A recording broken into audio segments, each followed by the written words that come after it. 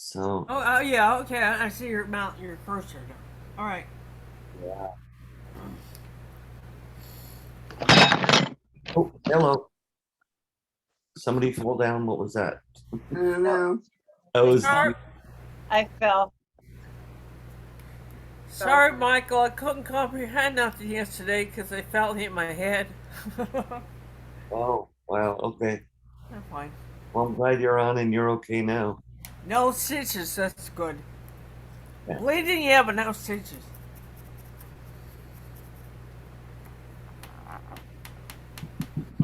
So this was, I work with another group called Council on Brain Injury. They're here in Pennsylvania.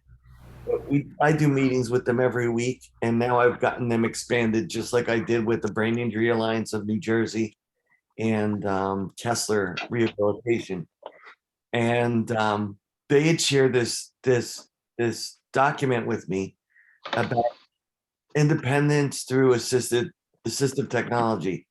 Whether it's phones, some stuff is free. It's just little hints and things like that to be able to help out when we need things that are issues like memory retention or visual aids and things like that. So I'm going to go over this, and it was a pretty good presentation. And I like the fact that he says, well, I'll read it to you. He goes over the fact saying, I'm not a doctor, but this is just a recommendation, you know. Whereas we say the same thing on our calls. Like, we're not therapists, but everybody says that what we do is therapeutic. So it is what it is. We made this nice little presentation with this little gadgets and stuff.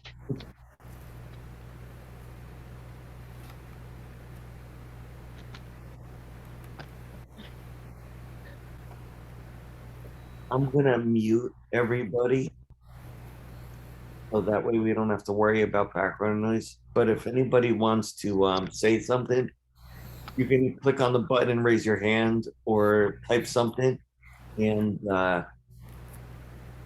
I'll uh, I'll address it. We can all work together. And then, of course, I open the mics up so everybody can chit chat because I don't talk the whole time. I don't like to anyway. I do enough talking. Okay, let's go through this real quick. Oh. See, here's the disclaimer I was talking about. I am not affiliated with any of the products I'm going to discuss. If you purchase any item covered, I will not receive any financial gain. This presentation is for educational purposes only. Please consult an assistive technology professional for personalized assessment and recommendations. And these are my own views and opinions and do not represent the opinions of ReMed. ReMed is the father or mother company of the Council on Brain Injury I was talking about earlier. So it's just, resources that we share information together on. What is assistive technology, or AT? AT is anything that makes life easier for an individual with a disability. It can be a physical device or software. It may have no electronics. It could be a book, like a notepad. It may all be electronic, depending on how you look at it. And it may require training or maintenance of the devices. And you'll understand more of that when I go over the details, because some stuff is pretty technical. I've worked a lot with these kinds of devices, but some of them are really, really wild. And you'll see. Where can AT be used? Every day and everywhere. Home, school, work, recreation, everywhere. Is it assistive technology expensive? It depends. Some are free and some can be several thousands of dollars. The apps, luckily we have smartphones nowadays, so they do a lot of things that can help assist us. I don't know why I put this about a power wheelchair, but it's just, he's adding. Power wheelchair is, my cousin I was talking about earlier has one of them. They're very expensive. They can be, $20,000 to $30,000 depending on different models and things like that. What devices do I have on me that could be considered assistive technology? That's what I was talking about with phones, televisions, laptops, tablets, all of that kind of stuff. Overview of assistive technology topics, time management and organization. This is more like, this is the overall structure of what the things I'm going to go over, because they have so many different uses that we can use in so many different ways.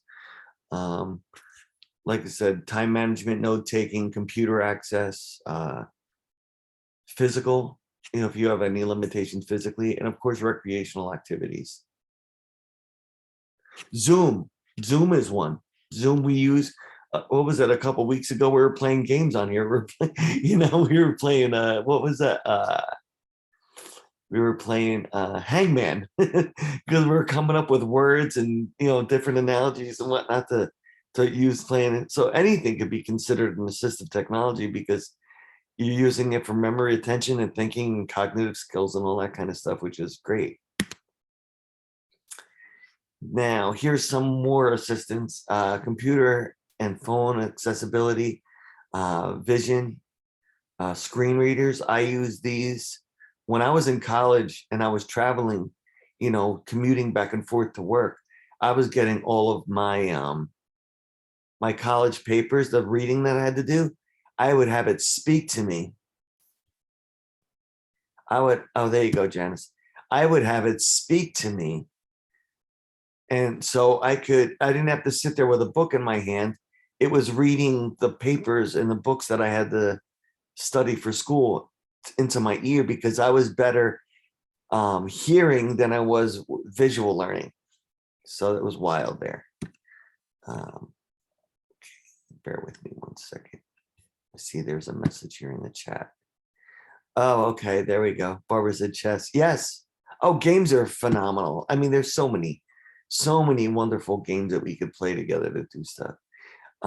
That helps out with the brain. Anything that you use to stimulate, your brain is brain exercises. High contrast, different themes for a whole phone. High contrast fonts if you need bigger fonts. Color adjustments helps with color blindness. Removing animations, sometimes that could be a trigger for people, especially with epilepsy. And of course, larger text. Okay, next slide. Hearing, obviously. Crying baby detectors, those are phenomenal. If I'm taking care of my mother, and I did it with my mother-in-law, is we had a baby monitor in her room, so if anything happened and we weren't even on the same floor, we could hear and monitor, when something's going to happen. Another one, doorbell detectors, they have those, so if somebody's what's that called? My mind just went blank. But they have, the doorbell detectors with the cameras. So if somebody rings your doorbell, you don't even have to get up to open the door. You can remotely open the door for somebody, or you could see who it is or what they want. Enable mono audio helps to listen with one ear. So yeah, you have the earpieces. And subtitles, which is what I just activated on here. And only available on select phones. Yeah, the older phones don't do that kind of good stuff anymore. It's another one. Dexterity. This is wild because some people have, and we were just talking about ailments with your hands. You guys know I fractured 2 fingers on my hand. I've had surgeries, my whole wrist and everything else. So there's different ways you can do stuff for dexterity. What does it say? Screen switch support, camera switch support, external switch support through a plug-in or Bluetooth, Bluetooth anything all the time now. You can control your phone through a virtual trackpad. Oh, I know what that is. Yeah, that's they're pretty. I'm gonna go over some details about that in a minute. Ignore repeated touches. So if you could have a sensitive touchpad, and you could adjust how sensitive it is, which ignore multiple simultaneous touches and touch delays.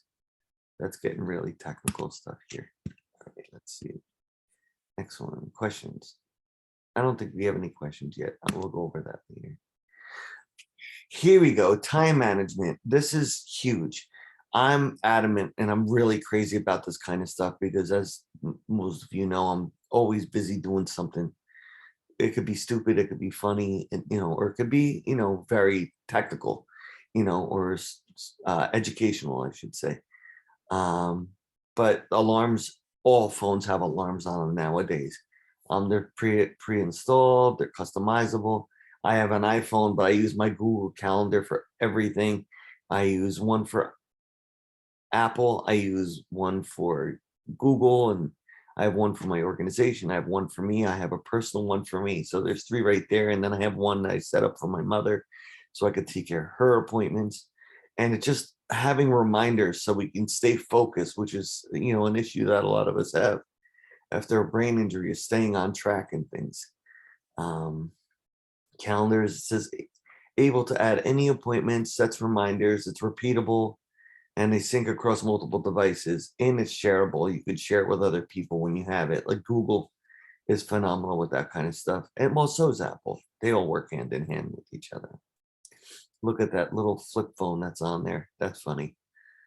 And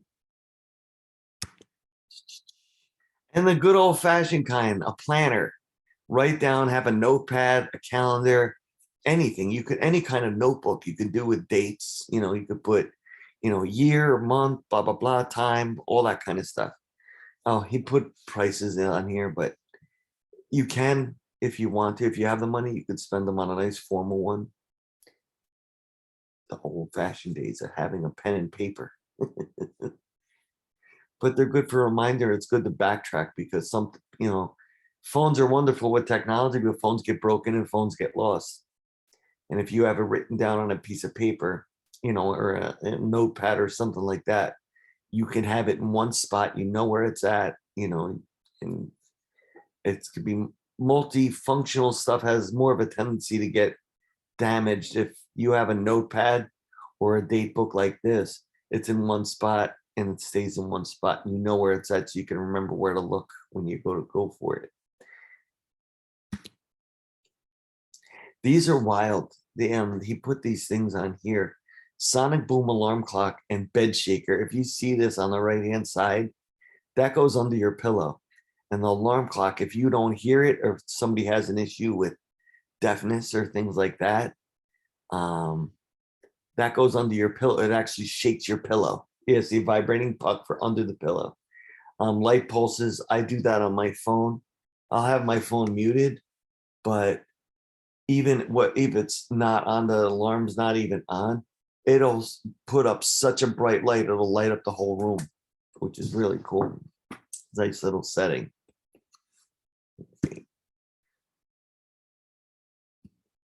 Smartwatches, yeah, we were talking about this before. Samsung, Apple, Fitbit, they're all, to me, they're very expensive, and I think they're a little more expensive than they are practical. But everybody has a reason. Some stuff is good, especially like we talk about healthy stuff. If I wanted to check my blood pressure, you could do that. You could check your heart rate. You could check.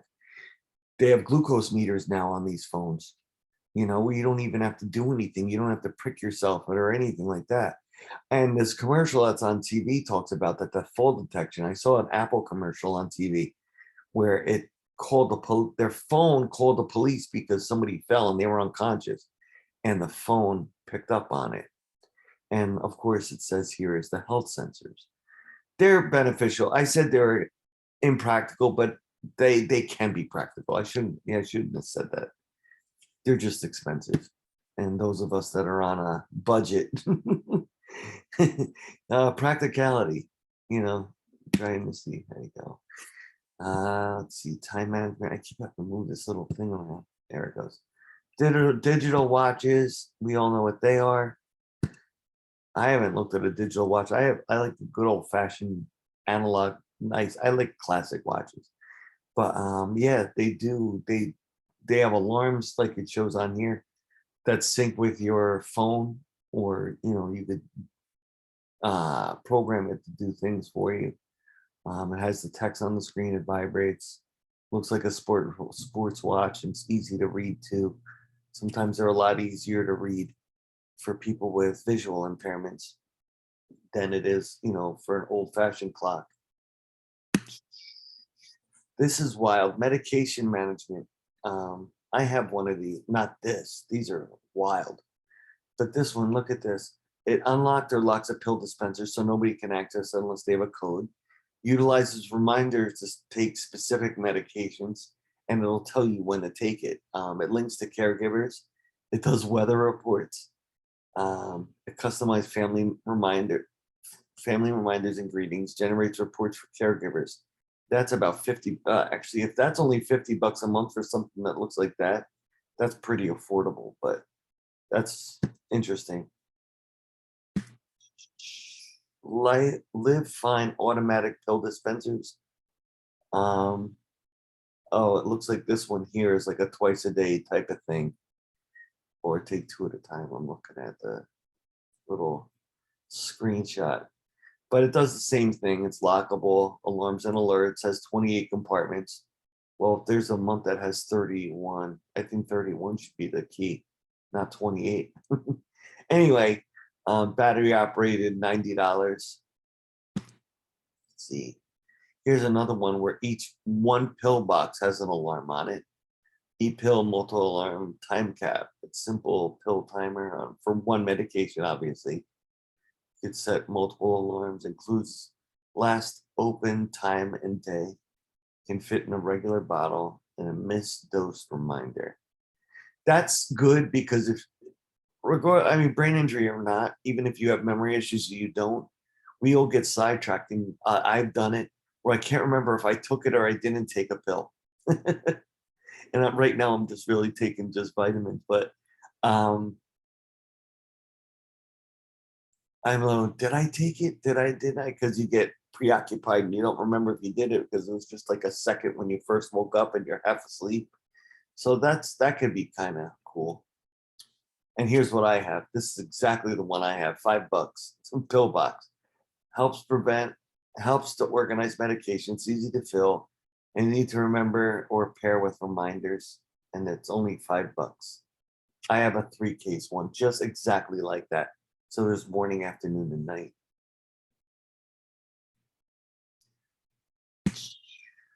Here we go. Organization. This is a little more complex, but it's you could have it with you all the time.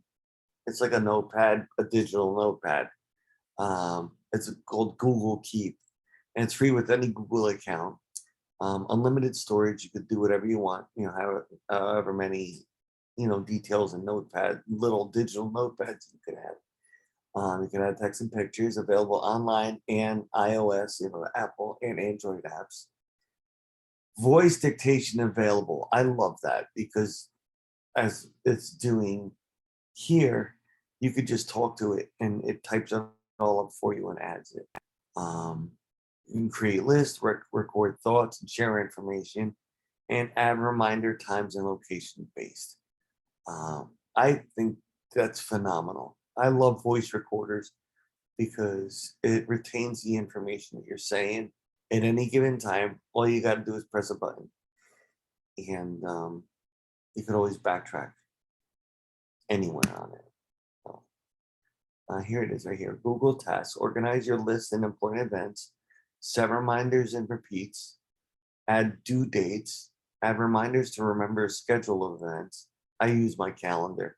My calendar does all that kind of stuff. So I could say, okay, this is on the 3rd week of every month or the first Sunday of every month and all that kind of stuff. Add subtask, and it's free and syncs to Gmail. And it's iOS, Android, and internet based, obviously. Here's a big one, and we all should use this if you don't already. Password management. Because we're all working in technology, information technology, and we have a million passwords for a lot of different things. And you could note what each one is, or if you reset it, you can have it with you all the time. It's so phenomenal. Helps remind you of all your passwords. Some are free. Google, Apple Keychain, Some are paid. I don't know what LastPass is, and $36 a year.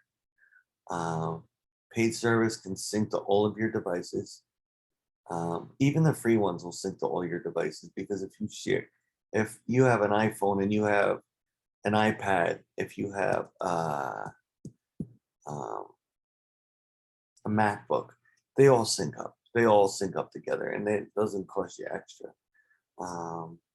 Auto generate new passwords for greater security. That can be dangerous because we have enough trouble remembering our passwords. But it is a good safety precaution to auto generate things, so I know how that works. Organizing finances. These are interesting, and there's actually a number of different apps that do this. Actually, my car insurance company helps do this with finances and stuff, and password management and things like that. Allstate does that too. This one's called Mint. It encrypts it. It's secure. It sees your spending. It links to your accounts, like your bank accounts and things like that. Keeps track of your bills and reminders. It creates a budget so you know what to save for, what to spend on. It tracks your credit score, and it gets alerts based on your spending, and it's free to use. So that's interesting. Everybody likes free, and it's a beneficial thing because emergencies happen, and sometimes we're stuck. We have to figure out, what if I need money for this, that, and the other thing, or I might have something coming up and you need to troubleshoot it, you can, because it's planning, financial planning. Which brings me to this one, what I was just talking about, a bill planner. Organize and write down information, keeps track of all your bills, helps plan future expenses, which is what I was talking about before, improves budget management, and gives you space to keep important receipts on some of the models, as you can see in the picture. Got a little pouch you could put receipts in and things like that for expenses. It's cute.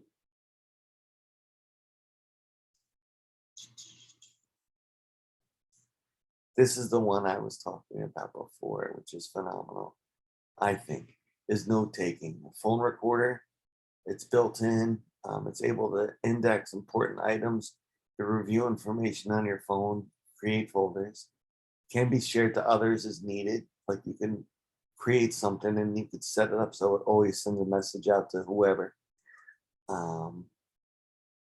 Some offer limited speech to text. I love speech to text stuff, so you can just talk it and it just writes it all for you. It's free but uses phone storage. Most of our phones, it doesn't use that much data because the phones nowadays have even the minimal amount of memory on phones are pretty good, unless you have a ton of pictures and things like that, movies or videos on your phone. The best practice is to get consent before recording someone else, and it is illegal to record a phone conversation without consent. That's the reason why I say about the Zoom calls that they're recorded, because it's illegal to do that, and it's illegal to share it without the consent of others. And I'm respectful. I try to be anyway. Digital recorders, similar situation. Henry had one of these, and I thought it was really cool. It just, you have to remember that you have it and when you use it. If you want to go shopping or something like that, it's good to have one of those. If you're going like food shopping, you don't have a shopping list, you could say the things that you want to get at a moment's notice, so you can remember, oh, that's so you don't forget. Standalone devices, $30 to $100 depending on the features. Recording, indexing, and filing. Improve recording quality. Dedicated space for recording, and it transfers. It has like the USB cable, so you could put it on a computer if you need to, and record important information. I use my phone. There's times where I've gone to a doctor's office and I want to make sure I covered my ass, so I record the entire conversation while I'm in the doctor's office with them, so I retain that information, so there's nothing that he or she may go over that I lose track of, or I didn't remember what they were saying.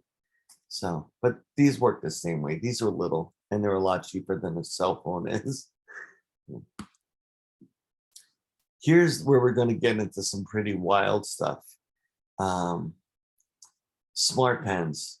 I'm not a big fan of these, but you'll see why. It records audio while you write. You sit near a speaker. You may hear the sound of writing in the recording because it's got a little microphone on it. It requires special notebook and ink to write. If you use a regular paper, the functionality decreases because it's sensitive. It's got a little sensitive thing on it. It requires a pen to be charged to work because it hooks up to USB. Best if you like actively write notes. Smart Pen Symphony is $110. 4 notebooks at $25 or $45, depending on the seller. And the 5 extra ink wells, $7. I don't know how appealing that is to mostly anybody, but he put it on here. Oh yeah, here's what that same one I was just showing you is. LiveScribe is what it's called. Note taking, Microsoft OneNote, usually pre-installable on all Windows devices. Giant computer-based notebook. It's is what it is, you know. It's like a tablet. Creates different tabs of notebooks for organization. You can make lists, to do lists, audio recordings, important digital paperwork, easily shared between family members, automatically saves changes when connected to the internet, and it syncs to the other devices like I was talking about before. And it's free with setting up a Microsoft account, you know, whether it's live or whatever. Yeah, I think that's what they use now. But even Microsoft uses Outlook as well. But actually, I use OneDrive, so it's a portable hard drive online, and I pay a little extra for it. I think I did, or no, I got it with when I was in school. Anyway, this gives you 5 gigabyte of storage. The one I have with Microsoft, the OneDrive gave me a terabyte, which is 100 or no, it's 1,000 gigs. So it's big difference from the 5 gigabyte they give you there. 5 gigabytes goes by pretty quick nowadays. So, but I can receive all my everything I have on any computer, anything, my phone, everything gets backed up there. So I never will ever go anywhere without having a backup of information that I work with, whether it's through the organization or my personal stuff. Very cool. Note taking. I don't know what this is. Rocketbook Fusion. It's a reusable notebook. Best if you like writing your notes and have a smartphone. Write your notes, take a picture, and we'll save your written notes online. Multiple page templates. Easily erasable with just water. Interesting. Requires specific pens like I was showing you before. Okay. Pilot friction, pen, marker, highlighter. Oh, there it is, a picture of it. Magnifier. Now, this is assistive technology. This is if you have a problem with your vision. Like I said, this isn't all about just what you write down and blah, blah, blah. There's a lot of extras that are included on here. Built into Windows operating system, it's free. It's on iOS and Android accessibility. You're able to magnify information on the screen. I could do it right here. I could do it on this. I could do it on any devices. There's ways you could expand the view. So if you're having trouble with your vision, you could be able to make the text or pictures and things like that bigger. Sometimes the pixelation might be a problem, so it does make some information blurry.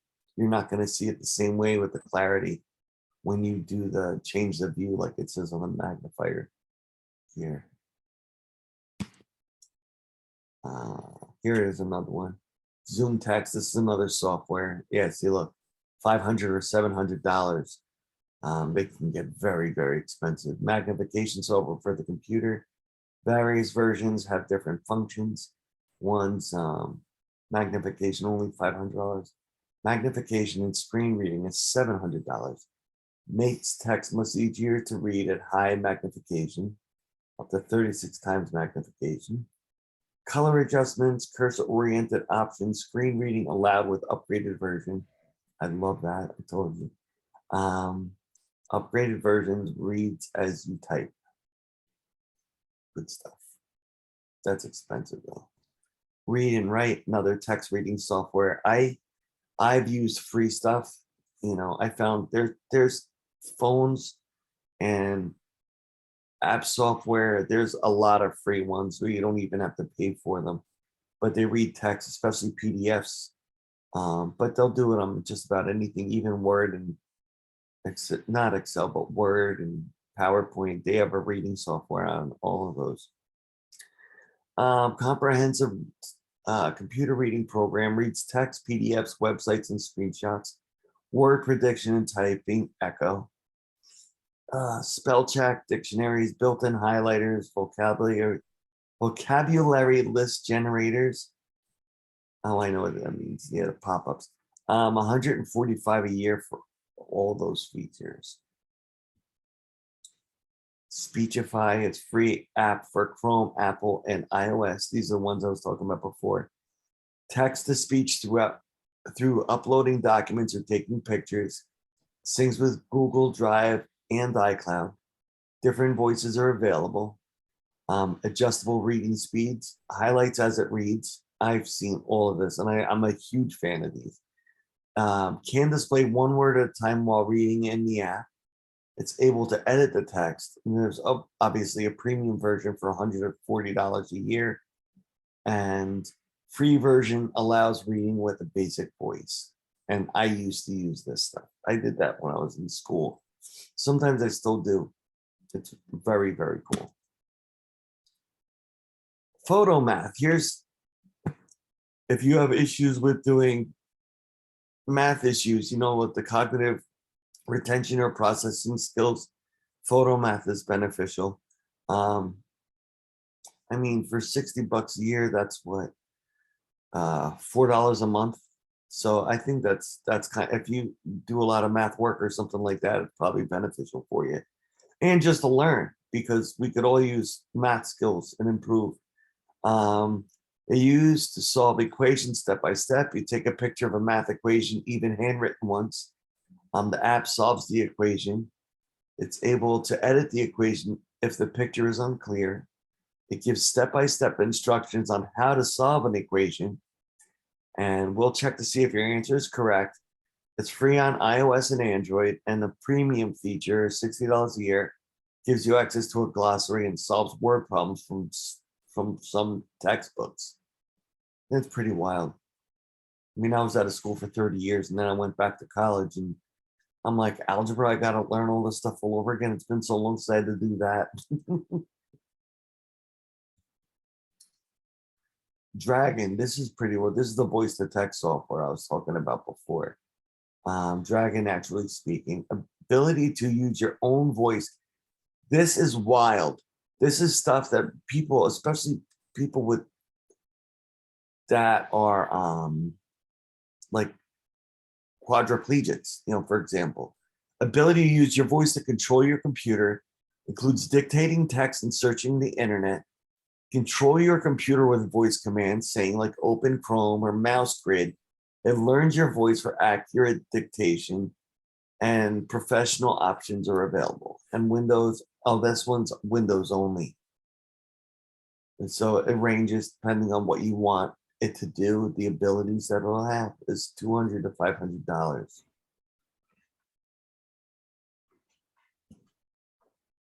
Windows speech recognition, Apple dictation, phone dictation, and Google Docs. It's built into the devices. It does learn your voice. It's able to detect words and commands, able to dictate punctuation. Recommended that you use a headset or a microphone so you don't have to worry about background issues. Speech recognition is not as accurate as Dragon, so Dragon is obviously better. Commands are not as robust as Dragon, but this one is a free version, so it works out. And actually, that little picture there that it shows where it says listening, I think that's the one. That's the one that Microsoft uses. Yeah. Here's a voice assistant. These are the wild ones I was talking about earlier. Google Assistant, Siri, Alexa, we all familiar with them.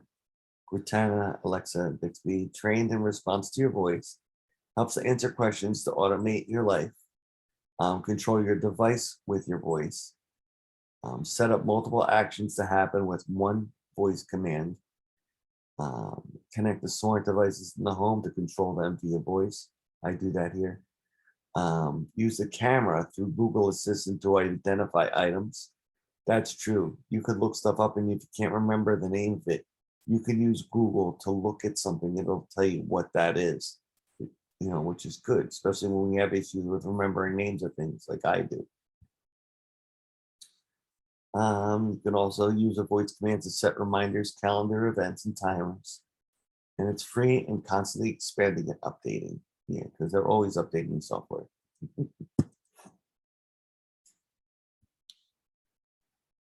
This is interesting. I was talking before about quadriplegics and things like that. There's things that you could do without even being able to speak. Toby Dynabox, able to control your computer with your eyes, works best with additional switches. It tracks your eye movements. You can blink, dwell, or use a switch to make it click. It's able to still move your head and track. Through IR connections, control a house with a computer and eye tracking. They're expensive and requires training, and they vary from $900 to $1,700. We're going to get into the wild ones here, and this is what I was talking about. They get very, very expensive. But some people need them, and insurance will cover it for, depending on people's needs. Here's pictures of different switches. There's the little tabs. There's I've seen people like it. They show people online that on television that are severely, like very severely disabled, but they are brilliant, and they're able to use these devices and the voice commands and the eyes and things like that, but they're not even able to use their hands or anything like that, or speak. And it reads everything that they're trying to do. So these are the different tools and whatnot that I'm talking about.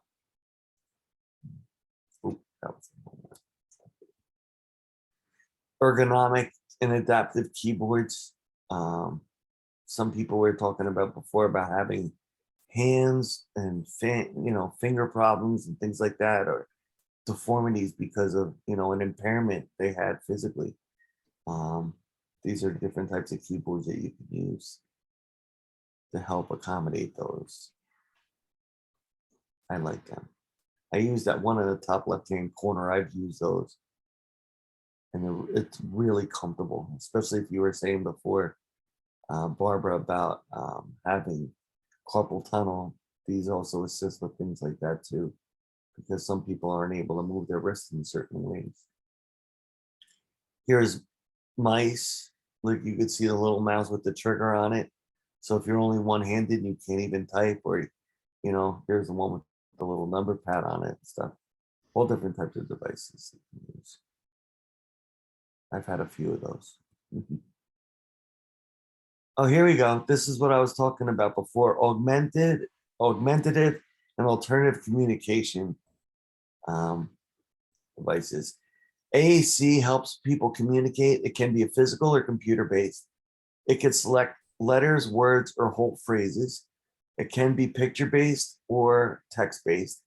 Can be integrated into phones, computers, and specialized devices. Can be controlled by switches or eye trackers. Requires training to use effectively. Obviously, you have to get taught like what it could do. I worked in an autistic school when I lived in Jersey, and there was nonverbal communication that was going on with some of these children all the time, and they could use that, but they couldn't speak the words because of the processing skills. And they're wild, and it's really cool because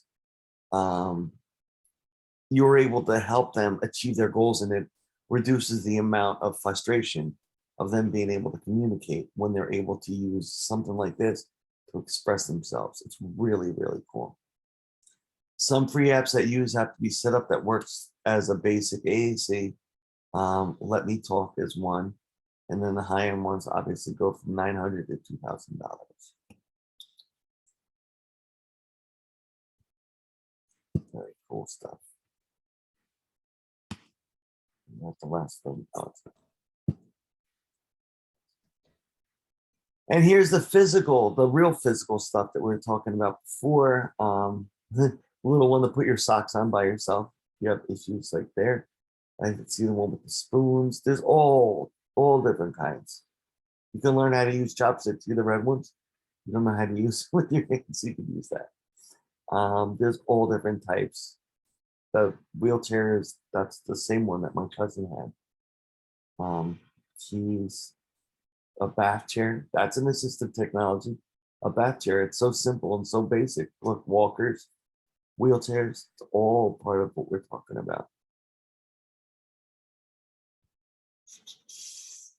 Oh, here's the Xbox adaptive controller. This was similar to what I was talking about before, with finger controls to be able to do things. Like here we go. I don't know. He probably has more information on this one. Oh, I just noticed I have a message here. Oh, thank you, Yulissa. She says she likes this one. It's cool.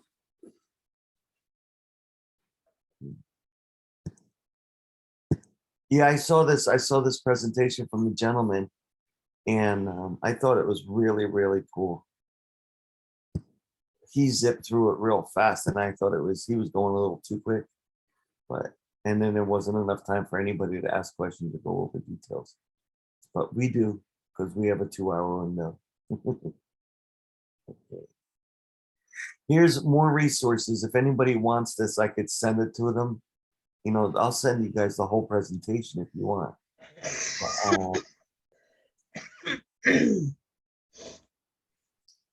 OVR can help pay for AT evaluations and equipment if your goal is to return to school or for work.